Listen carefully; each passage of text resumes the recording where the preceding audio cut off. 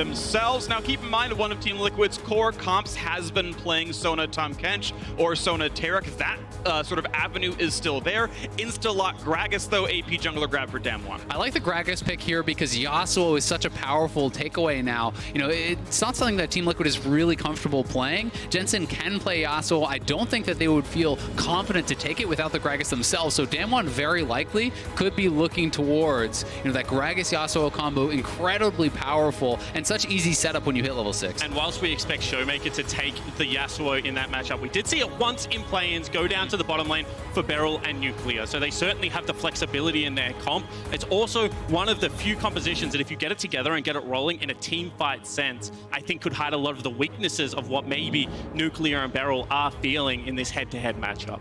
Well, Kaisa locked in here. Of course, going to be a very standard bottom lane for DoubleLift so far. We'll see what CoreJJ plays alongside him, and I still want to think about what does come through. But the Yasuo, Galio coming in here as well. I've seen him be a very successful mid laner as well as support, so that's going to be exciting. We've already got the solos locked in for DAMWON with the Yasuo and the Vladimir in. Yeah, this is a really confident move. We have to remember it could be flexed to bottom lane, you know, for that Yasuo. Very likely this is going to be Nuguri's Vladimir. This is one of his key picks. He likes to play incredibly greedy on it, going for things like call, like coin. He almost always takes Klepto in lieu of things, you know, like that phase rush. And he's such an incredibly strong laning player that he can create these monumental advantages. But you can see TL building for 5v5. This is very, you know, opposed strategies here. When you have the Kaisa, you know, alongside the Galio J4, you're looking for 5v5. You're looking to set up around this Kaisa.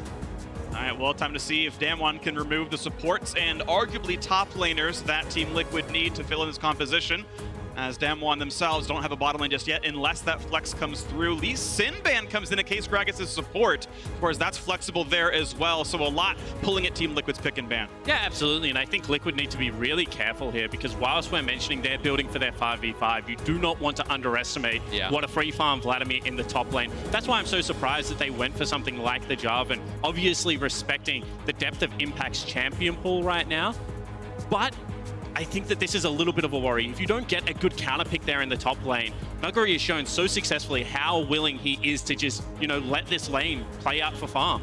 Yeah, and Galio is certainly not a pick that has been popular, you know, in quite some time.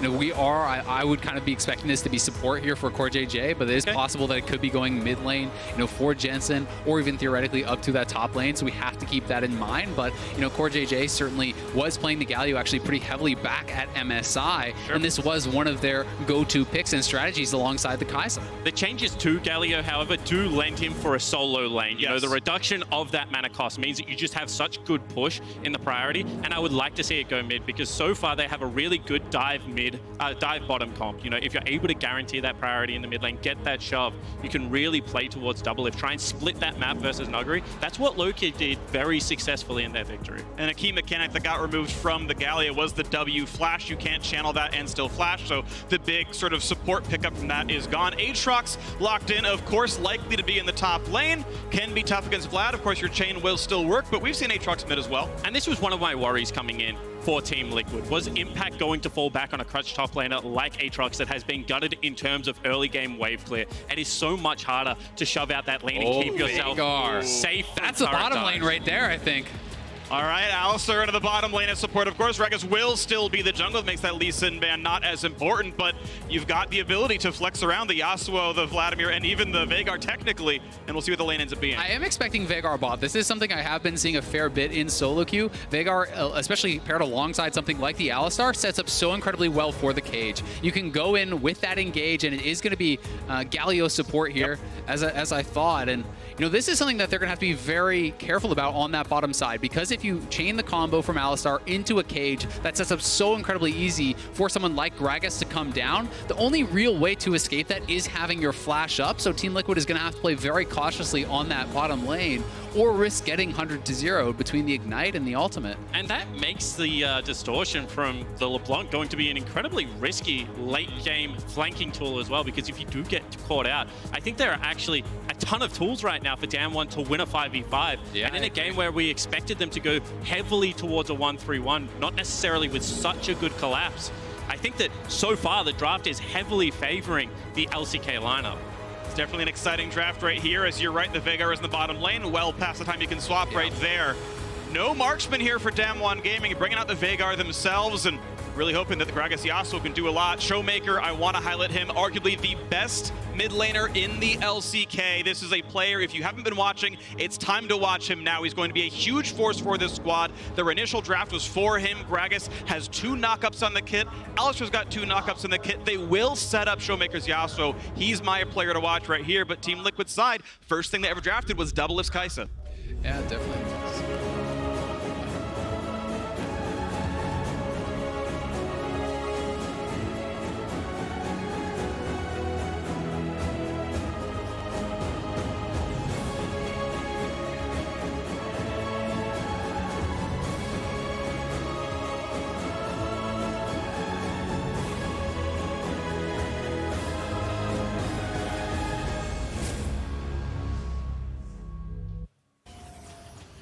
Into the first game of Worlds for the North American champions, Team Liquid. DAMWON Gaming crushed their way through the play-in stage. They are South Korea's 3rd seed here, representing LCK, hoping to pick up what SKT did earlier, picking up a win. Something I got to highlight right off the bat, it's the call start here for Nuguri. You are going to see it's Klepto, this is call. This is very much his play style, something that he is really well known for. And it's so dangerous when you're playing against someone like this, who is going to be so talented individually and on the Vladimir that scales incredibly well. And if you didn't check it out, Frost did a really great breakdown of Nuguri's Vladimir and specifically the build he goes towards. This is a guy that has been playing Vladimir the whole year and has revolutionized multiple builds. He started with the Dorian's Ring start, then he went towards the double CDR items. This time you're probably going to see him also go for an early Nomad's Medallion. It's all about being able to build up that cheap and efficient CDR and then gold generation items to be able to crush a mid game. And it becomes a really difficult proposition for your opponent, right? If you are Xmithie, do you dedicate your early game time to trying to keep down this Vladimir that is somewhat of a ticking time bomb? You may hold him down for a bit. When that Klepto gold is coming in, the call cashes out, you really are going to be ramped up into that mid game pretty quickly. Yeah, and it's one of those things that, as I mentioned, the way they hit Aatrox was a lot of that wave clear, a lot of that shove. So even if you do get into the lane, he's not really going to be able to push out and help other parts of the map. That was an area of Impact's game I felt like got much better for Team Liquid. He was constantly roaming out of that top lane. So I think that this might not necessarily lend to that playstyle, and I would like to see them go all in on the bottom lane. One thing I want to point out as you talk about bottom lane is the fact that Xmithie was spotted, well, inferred in his jungle route, because you saw Impact come to lane a little bit late with damage on him. He leashed the red buff, and they can kind of surmise where that Jarvan started. Candy, meanwhile, to my knowledge, no deep wards in his jungle, just soloed his Raptors. Could have technically started anywhere, although you do expect a weak camp for the Gragas. So he's in a little bit more fog of war going through this camp. Yeah, and Xmithie was actually spotted on a ward there, but ShowMaker's not getting out. Knockup is there, Ignite there, pretty good damage. A little bit of trade on the way back, no chains for Jensen, but Q&W lands, and ShowMaker early recall without TP to get back to lane. I mean, that was honestly really sloppy. Xmithie walked over a ward. There's no reason that ShowMaker shouldn't have been able to actually, play to the other side of the map. You even called it out, Phreak. They knew that Xmithie was very likely starting on that top side, given that Impact showed up late to lane. So, perhaps a little bit of jitters there in the early game from ShowMaker. Yeah, absolutely could be, and when he starts something like the Doran's Blade, that means he wants to play up in the lane and trade very aggressively, not having the teleport to get back as well. That's going to cost him experience. And when you're playing against a LeBlanc, experience becomes very crucial because her all-in at that level 6 mark, especially if she hits it first, can become very oppressive in the lane. So I would expect Canyon to now visit this lane and try and even out that gap. Yeah, I mean, if you've got to also take a look at the buys, right? It's just a refillable. When you're looking over on the other side, getting that Dark Seal on the first buy is going to be very preferential here for Jensen. So, in these coming minutes, he is certainly going to be sitting pretty, but have to be respecting that all in. Now the fight down to the bottom side. The stun is going to be there, and you can see CoreJJ not able to do much on the way out, but still damage on a Beryl puts him at half HP, and the trade favors Team Liquid. Always been something that Galio has in his kit, just the upfront burst damage if you are able to land abilities. And that is going to require very good brush control. So I'm interested to see how they maintain this push and whether they can continue to replicate that in the lane, because I feel like it's going to be necessary. Yeah, I definitely agree. It is incredibly important. And, while you can kind of play more aggressively, I feel in these early levels against the Veigar, as you start stacking up that passive, as you start getting these buys, and especially when you hit level 6, the burst potential alongside Alistar combo with Ignite really does threaten the 100-0 type of play. So TL is going to try to have to create advantages in these these early levels and try to get something done before DAMWON can get there. Yeah, and I think that when we have a look at how TL should look to open up this map, it is through a lot of what is already going well for them. Mid lane push is going to be there. Bottom lane push. That opens up the blue side bottom jungle. That's where majority of Canyon's experience in gold is going to sit. And if you open that up for Xmithie, it's only going to mean good things. So I think this is, one of those, hasn't been an explosive early game, but is certainly playing out to the script. Yeah, and if you take a look, you can very easily see where DAMWON is playing to. Look here on the minimap, 4 deep wards in that TL, topside jungle. This is why we are seeing Impact sit back under turret, willing to give up farm. He knows he is playing weak side of the map, and if you step up, if you're trying to trade with this Vladimir, despite the fact that Vladimir is weak in the early levels, Canyon can very easily be behind him. So this is intelligent play from Impact, and despite the fact that he's down farm, he has to play it out this way. And the first time that Xmithie shows on his side of the map, he actually is able to shove Nuguri back. So I like Impact's timing. Once again, this is a former world champion. I feel like a lot of people sleep on Impact despite so many promising performances recently. Definitely an incredible player, has been one of the best top laners in North America for a while. It's been a while, people have called him the #1. To be fair to your point, I think that's clear, but he's definitely been a good player on the world stage when it matters most, and you can see that trade gets him pretty close in farm. 5 CS difference, not too bad. And maybe a repeat gank mid, so I'll hold the thought. No, actually, what I was going to say is North American top laners on the world stage have actually just been getting better in general. You think back to the performances Licorice was also able to have. It was a role that was often heavily criticized going into international tournaments, but I feel like it has started to be remedied in the last few years. Yeah, I definitely agree. Mostly on the backs of, I think, Impact as well as Licorice. These guys have been really big standouts for the team, and certainly excited to see how they will be able to perform against some of this top competition here. But, thus far, pretty slow early game. It is going to be the Infernal first Dragon, so interested to see if either one of these teams are going to be looking to kind of make a move towards that. But thus far, it feels like DAMWON is just tracking Xmithie everywhere he goes. They have had such good vision. They've had so many pink wards down across the map. You can still see there is one back up in his jungle over here. There's another pink ward down on the bottom side. He spotted out starting out this Dragon, so Xmithie has really kind of been stifled by really good wards from DAMWON. Predator pop, CoreJJ from the brush, looks for a taunt, not going to find it there, is going to walk back out, but now they're going to re-engage towards the Drake as Predator times out, but the rest of the squad, when can they come down? You've got LeBlanc in first, Yasuo forced to farm under his turret, so without ShowMaker showing up, it is Infernal Drake going to Team Liquid very early on, sub 7 minutes. Mid lane priority, Jensen makes it happen. And a really nice timing on the Infernal Dragon as well. That means, one more wave pushed out for Liquid can be into a recall and top lane flip as well. We call it the staggered objectives, and Liquid very much in control of the pace of this early game. Yeah, they certainly are, and a lot of it is just off of that early game gank from Xmithie, the preferential buy from Jensen, but he's got to be careful now because Canyon is wrapping around, and ShowMaker is 6. Got a new knockup, he's got a jungler nearby as well. They're not going to go for the flash play, but they're going to shepherd him towards his turret. Able to walk away, grab most of that farm, should get it with the auto in the queue, and so far okay. Now we're going to fight in the top side. This time no pool left for Nuguri. He's going to chase down to this one. Pretty good damage available as the heal comes through from the ultimate, and Impact cannot get a lot more damage done, but still fighting back valiantly. Every time he sees the opposing jungler, goes for the battle. Yeah, it is that trade of ultimates. You can see Nuguri actually going away from his CDR build, though. He is likely going straight towards full AP here, looking more for kind of that one-round style of Vladimir. When you do go for Spellbinder's Orb and these types of items, you're looking more for that kind of first round impact of spells. And it is always so tempting. You're playing Vladimir, you've got great ratios, you're back with the 1250 gold, and you're like, you know what, Kindle Gem and Boots could be a great purchase here. However, how can you resist something like a needlessly large rod, especially if you are someone like Nuguri? So I agree with you. However, you can see that is hurting. Impact has started to win a lot of these trades right now, and it is in a situation where Nuguri could be punished for the greedy item.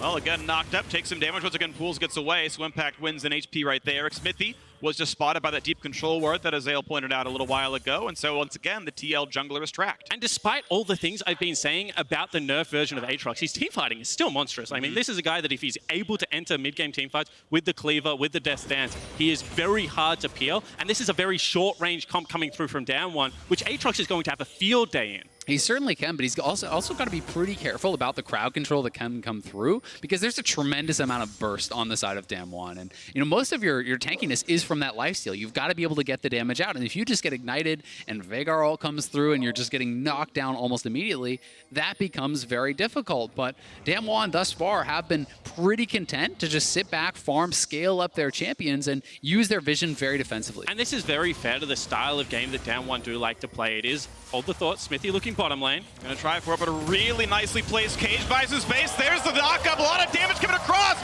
First blood gonna come through, Nuclear falls, and the kill goes to Xmithie. And Xmithie with the EQ flash there, that was perfect from him. A player not known for his mechanics, but that was beautifully done there. And continued pressure elsewhere on the map as well. You can see Jensen still looking for aggressive trade. Impact still has this push, and you can see that there is no easy answer right now for Canyon to be able to get his team back into this game. That kill also perfectly timed. If this bottom lane does get pushed out, they have just forced Nuclear to teleport back towards lane. Rift Herald could be open right now for TL. However, I do want to take a second to talk about, how DAMWON do like to play the game. This isn't necessarily a team that will explode early game leads. It is more between the 15 and 25-minute mark, whilst the mid game and the 1-3-1 is set up. So certainly not unfamiliar territory just yet.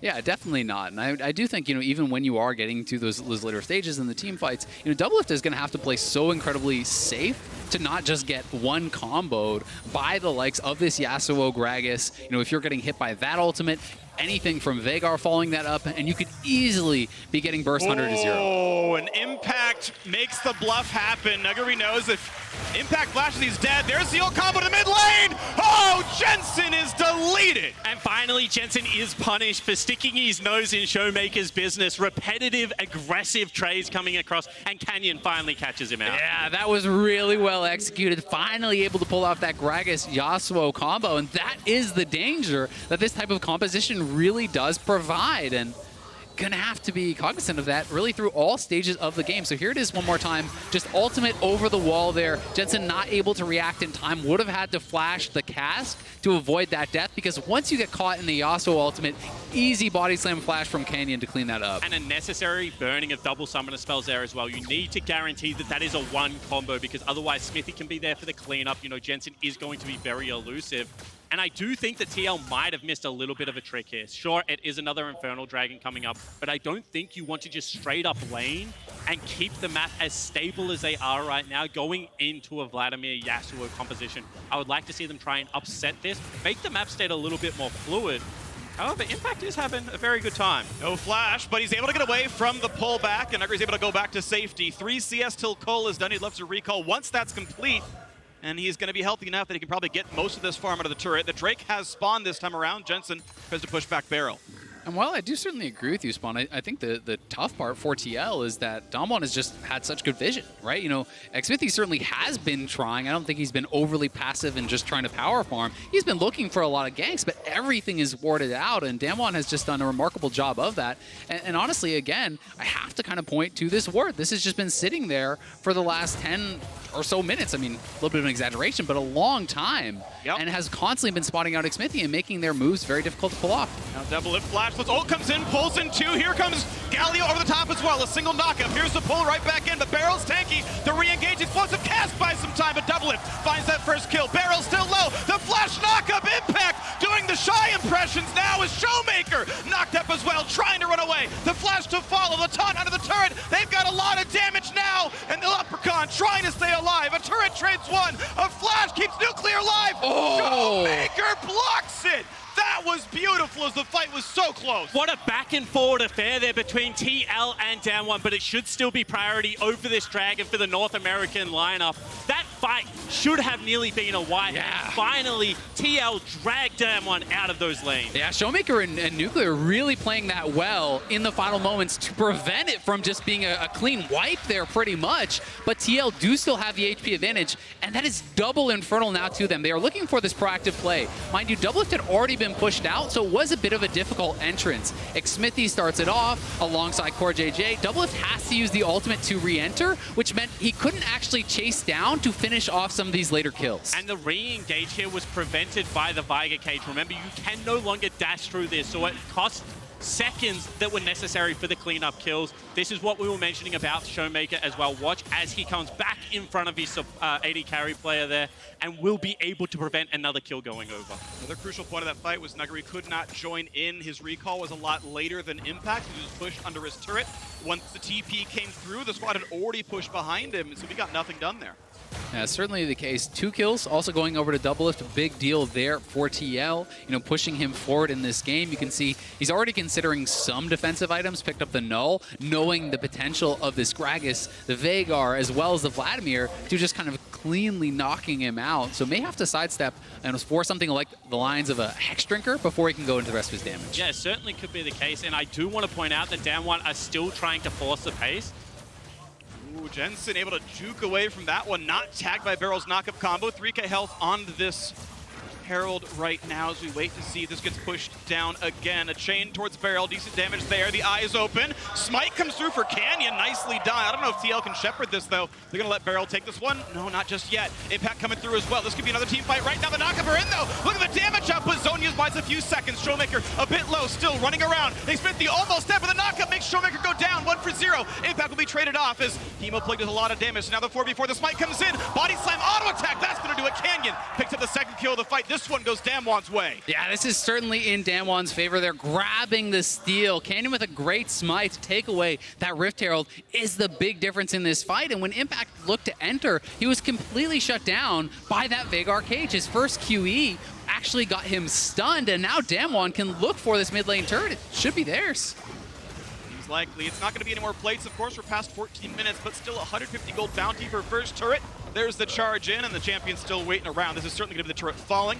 Extra gold to the 2 big mages on the squad. Not kind of nuclear, but that's still money in the pockets of DAMWON. And a key factor of that last fight is how ulti-reliant TL is. And whenever you play a Galio comp, you have to be very aware of the fact he has a longer ultimate. You notice right now that CoreJJ's ult isn't up. This would have been a beautiful scenario to have that available. And DAMWON love these skirmish-heavy comps that are not so ult-reliant, or they have shorter cooldowns. Yeah, certainly the case, and they executed this very well. Xmithie not having the flag up there to actually exit, so it does do get knocked down. But really, the kind of big victory here for DAMWON was on the later end of that fight. Taking the mid lane turret is going to take away a lot of the safety here from TL and give them access to some deeper vision into the Team Liquid jungle. Especially at this stage of the game, because you can just park nuclear mid lane and it is going to be so hard to push into the Veigar. This opens up the 1-3-1. Watch where their vision goes, because they are very good at attacking a deep portion of the map. We've seen it be the top side the entirety of this game. And wherever Canyon and Beryl float towards is the area I expect to try and shove TL away from these turrets. And also now that Nuclear actually has his first completed item here, he has that Super Soaker, the slow on this with Glacial Augment is so big that it does allow you to set up your own cage very, very easily. And when you have someone like Canyon coming in as well, that can force flashes out, that can force cooldowns out of Team Liquid to try to escape those setups. Definitely going to be a player we watch for here. DAMWON certainly not gun-shy about engaging and taking fights. 4-4 in kills, and the gold lead about 1,000 in their favor. That, of course, answered by Team Liquid's double Infernal Drake, fighting that back quite a lot. Nuguri a bit low, though. Chained up, has the big heal available.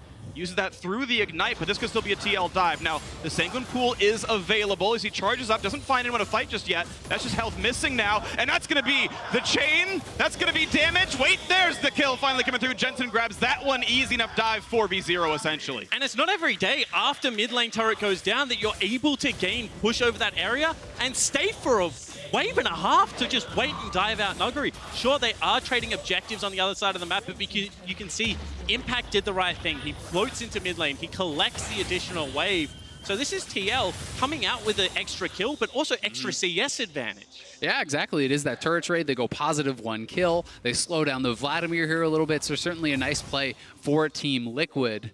And it is now the completed Rage Blade here for DoubleLift. So 2 critical items done for that Kaisa. He has had an incredibly strong point. The question is not can he put out the damage, it is going to be can he survive and avoid the engage here, because that is going to be the critical step for him. In Team Liquid's team fights, it's going to be more about kind of absorbing the initial punch and avoiding these Yasuo combo and then fighting back and finishing them off. And a big portion of that is the fact that Nuguri is going to be very slow to get into these fights. And I mean in the most literal sense. He still doesn't have boots 2 on his Vladimir build.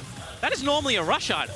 Yeah, well, this time around, the TP flank, though. Back to AP. The TP flank comes in. DoubleLift sees it. They're going to fight Nuguri here. He's going to take a lot of damage, though. Knows he still has a Sanguine Pool. Now it's time for the second smite fight here in this mountain. Drake, as the engage almost comes in. There's the dunk on top, and it's 3 flashes forced out. This time for it doesn't matter, though. Into the back line. Nuguri finds a bit of damage with the Hemo Plague. Won't quite kill DoubleLift, but it's still a Drake coming through. The re-flash in for the top laner, but it's still kills coming through for the LCK side. The stun is there, and they're shutting down Team Liquid. Still Impact tries, but CoreJJ is incredibly low. The Vlad cannot die. What a team fight coming through for DAMWON Gaming. This is Nuclear to grab the kill, and the core, no problem at all. Only a single man survives the team fight. Going to DAMWON. Yeah, Team Liquid completely mismanaging that. They knew Nuguri was behind them. They know he has the ultimate in the cooldowns. They decide to try to engage forward anyway, but that means that the backline of TL is just going to get absolutely eviscerated. You know, DoubleLift started this off very well. I think you just have to try to keep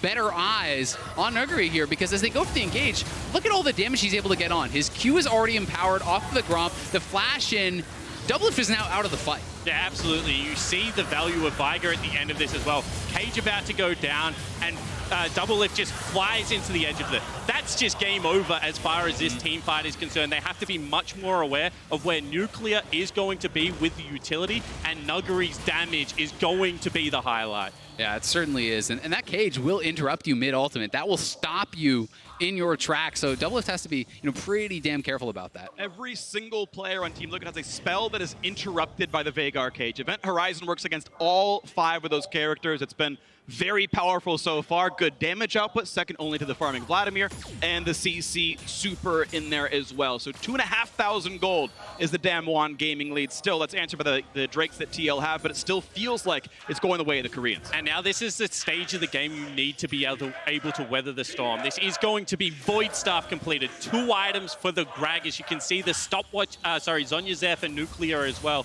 This is the area that DAMWON will start to really exert great pressure on the map. And I feel like TL are at least an item away before they want to be able to contest that again with their traditional marksman. Yeah, I definitely agree. And I actually think, even though Nuclear's build here is pretty atypical, you'll almost always see the double slow items coming out immediately. He doesn't have those spooky ghosts coming out. I think you don't need the additional damage. When you have, pure AP, Gragas, you have these monstrous solo laners who already are so strong, why not just keep that Zhonya's to make sure that if it is J4 Galio engaging on your head, it's an easy Zhonya's to negate that completely. Because League of Legends really does feel a lot more utility and carry focused at the moment, as opposed to traditional marksman comps. And I do feel like that bottom lane just holds all the utility necessary for this team comp to be successful. It stops all the dashes, as you mentioned, and also can just hard reset a team fight if you put it around that Galio and Jarvan. And is that going to be a wit's end picked up for DoubleLift? It's not an item I see very often. And it can still be Hurricane, of course, which is a very likely pickup as well. I wouldn't mind either option. I can see it going both ways, but still do want to see him able to survive the mages, and just the Null Match Mantle isn't really enough to survive Vladimir. I think he's just going to sit on the casual Null and actually probably go Hurricane or something along those lines, and then go back into a Hex Drinker is what I'm expecting. Certainly would be possible, but I think the Magic Damage Shield is going to be more useful against this much upfront burst. Yeah, and I always get interested by the Kaisa build path. Hold the thought. Yeah, plenty of damage here, but he's still going to be able to get the heal coming through. Now the fight continues, though, and this could be enough for impact, but the rest of the squad's coming around, though. He's got to back right out. 500 health from the Vladimir, though. Forward motion for the squad, looking to kill off Vlad, but he can't die. Finally, Impact gets one, and they get a second as well. The solo kill for the top laner, and Beryl's certainly going to get dropped down as well. This could be Baron. They're going to go for it. They're going to run straight to Baron. Impact with a solo kill here on Nuguri. Completely flips this game around. But keep in mind, Canyon has taken every contested neutral objective this game so far. Better smite on Drake, better smite on Rift Herald. Team Liquid had better zone him out of this pit. Yeah, CoreJJ already behind the pit. They know that is a possibility, but it is not even going to be contested. Team Liquid going to get a 23-minute Baron off of a massive play from Impact. Yeah, Impact, you monster. He just keeps Nuguri out of that fight completely. He's on 10% health before it even begins. And this is the top laner of TL that all eyes were on going into MSI. He silenced the doubters, but for some reason they've flown back out of the woodwork in his first game of Worlds. He looks disgusting on this Aatrox. I mean, he's playing great. You know, Nuguri just wasn't able to get the healing due to that Executioners. And then on the other side, they know there's no flash on the Vladimir. He used it in the last team fight, so Team Liquid can engage with Reckless Abandon, knowing there's no possibility of the Vladimir flanking. And the decisiveness of this comp, you know, the little window of opportunity to be able to create a fight in the middle of the forest where there are great areas to be able to cut off choke points with your Jarvan and to be able to take that opportunity straight away. Adam's coming through. Phantom Dancer comes through for DoubleLift. It's going to be the shield option here, not the Hurricane. Not either of the things we predicted, but it is going to make it more durable. That makes a lot of sense because if he keeps flying into that Veigar ultimate, he really needs a QSS. You know, he's going to be able to cleanse that one off eventually, so I do like the itemization. This time around, though, really big damage, and Nuguri couldn't get away from the back half of the chain, so the pull comes through. His Impact is going to have to back off of this one, but you can see this Aatrox doing well on the trades. Yeah, no one is answering Jensen right now, and he does have those Baron minions, so TL is pushing on two sides. You can see he's just shoving this down. No one even close to actually answering Jensen, so TL is going to push up mid lane, pressure this bot lane turret, and use their mid lane squad to now rotate over to this dragon from mid and just be able to grab that, no problem. And I feel like this is now the stage of the game that it becomes very difficult to navigate because we've already seen DAMWON want to come from multiple areas of the fight, but because the map has been pushed up for so long, it's going to limit the amount of teleport flanks that you're able to generate. TL need to do a very good job of staying diligent on vision, but if they do, I feel like in a 5v5 front-to-back composition, Kaisa is going to be queen at this stage of the game. As long as she's not caught. Everyone has some pretty heavy crowd control, a pretty heavy burst. If DoubleLift stays alive, yes, it's going to be million damage, but DAMWON's comp is just very volatile. It certainly is, and one of the kind of tough things here for TL is when you are trying to check every box, make sure you have vision from every angle, the Baron buff is ticking, right? There's, you know, about a little bit over a minute left on this Baron buff, and while it certainly was nice and it's a good injection of gold, they are nowhere even close to dealing game-ending damage. They do have 5 men mid, though, and let's see if they want to try to go for this dive. Nuclear is low. Another nice juke. The Ignite's almost going to kill him. Is there a tick left? No. He's going to walk away with about 100 HP, but this is still now a 5v4 on the map. At any point, Xmithie could say, all right, EQR, join me, CoreJJ.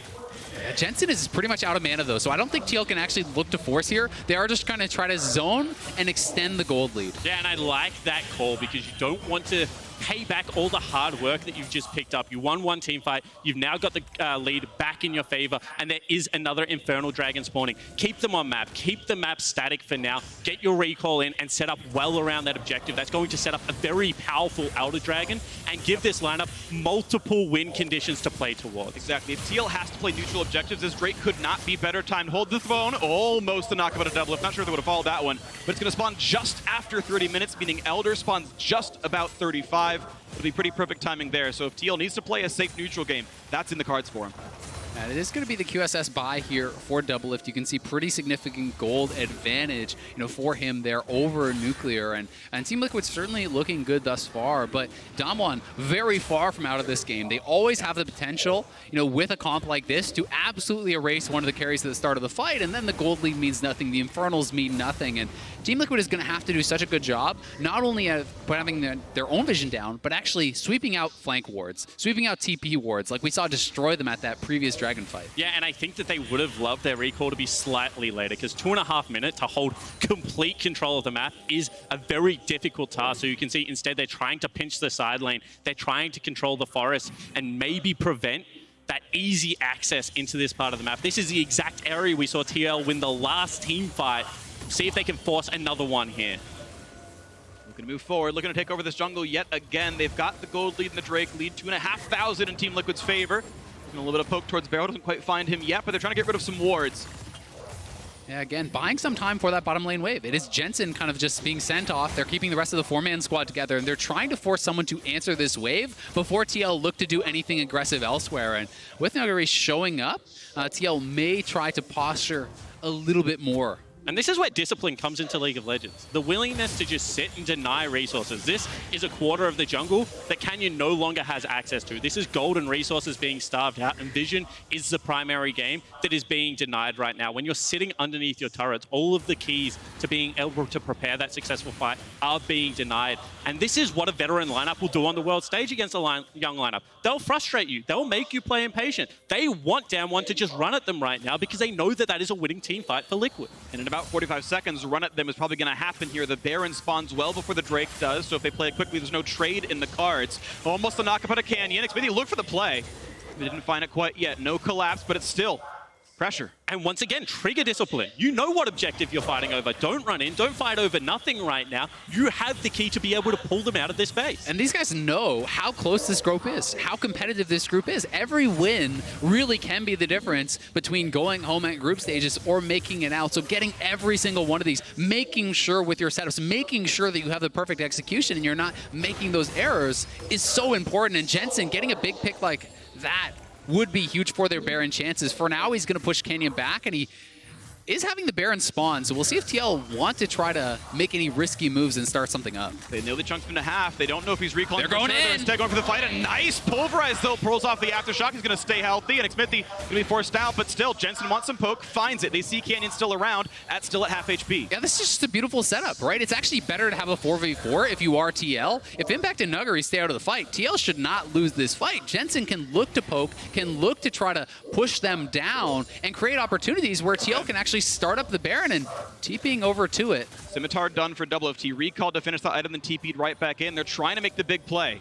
And you can see that DoubleLift is faking, hitting the Baron. Now we'll just start it up. No, he won't again. That's another fake. They suckered him in. They go for the knockup. They get a lot of damage. Xmithie almost dead. He's going to be found by the Yasuo as well. Finally gets the dunk down. Doesn't quite die. Gets another knockup. Finally one kill picked up. TP's now coming in as well. Barely alive and walking away is Beryl. The jump in. Can't find it. He goes DoubleLift. There's one kill. There's two. Look at the team fight victory. Team Liquid immediately grab 4. They're going to look to end the game perhaps here. They have a mini wave. They want to finish him. I've seen DoubleLift fight mages in mid before. This time he pulls it off with the quadra kill, and down mid lane they will go. I think they've done it. Look at the respawn timers, 30 seconds. TL have the minions, and they may just claim game number 1. You have to believe they've done it. North America has never topped a group at Worlds, and Team Liquid just maybe are the first squad to do this here with 5 more to play. They're doing well against one of Korea's best. They'll knock down the turrets.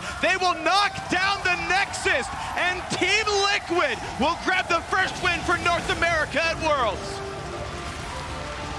The #1 seed out of North America are able to put on a commanding performance. I feel like the game played out perfectly to script for TL.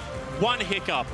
But apart from that, just complete control over the pace this game was played. And this is a style that DAMWON is very comfortable in. They were playing in DAMWON's wheelhouse. We saw Nuguri hit all the items he needed. ShowMaker have everything he needed. Team Liquid, it was the vision play around Baron that really set them up for success here. And who else but DoubleLift flying in that final fight, going aggressive, diving past the Veigar box to get a quadra kill and secure the first victory here for Team Liquid. But I feel like every member of TL had a moment this game. Yeah. That E-Flash combo there from Xmithie, how well Jensen lane, and then Impact for me, the monster in the top lane. Going against Nuguri, maybe the best top laner in the world, and in back-to-back international performances, you know, through the Shy, this time through Nuguri, that's very impressive. I mean, honestly, that solo kill that he got on Nuguri really did kind of, I think, create the first meaningful advantage for Team Liquid in this game. It helped to secure, additional gold leads. It helped to secure the eventual Baron. And they really were set up very well by Impact, even though he was playing weak side of the map for